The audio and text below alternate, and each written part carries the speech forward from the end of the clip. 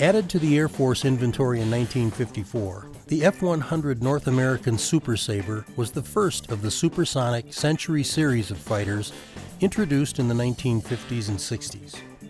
It was the first U.S. Air Force aircraft to exceed Mach 1 in level flight. It was also the first aircraft employed by the Wild Weasels, whose crews used radar-seeking missiles to destroy enemy radar and surface-to-air missile installations.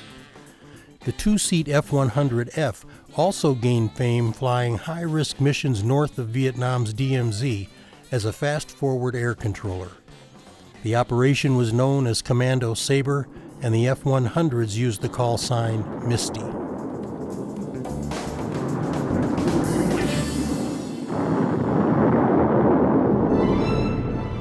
Charles Boyd graduated from Air Force pilot training in 1959.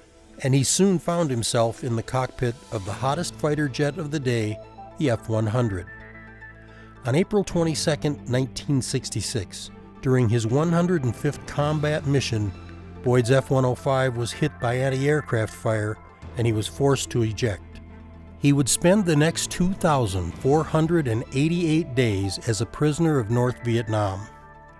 Returning home in February 1973, as one of the POWs repatriated during Operation Homecoming, he chose to remain in the military.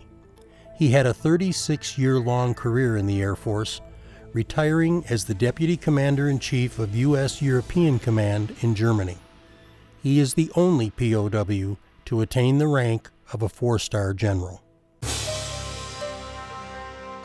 Dick Rutan grew up in an aviation-oriented family, and he spent his youth building model airplanes with his younger brother, Bert.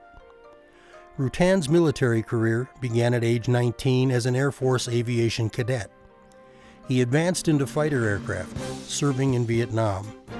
In 1967, he volunteered to become one of the founding Misties of Operation Commando Sabre. It was high-risk flying. In the 3 years the Misties flew, 28% of them were shot down. Dick Rutan flew 325 combat missions over Vietnam, ejecting twice from Air Force aircraft during his career. He retired having been awarded the Silver Star, 5 Distinguished Flying Crosses, 16 Air Medals, and a Purple Heart. His time as a civilian has been equally celebrated. He received the Presidential Citizens Medal from President Reagan, and the 1987 Collier Trophy for piloting the now famous Voyager experimental airplane on the only non-stop, non-refueled, around-the-world flight in history.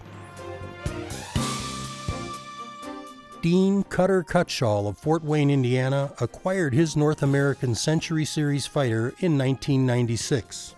Originally a U.S. Air Force aircraft, it served with the Turkish Air Force until the late 1980s when it was brought back to the U.S.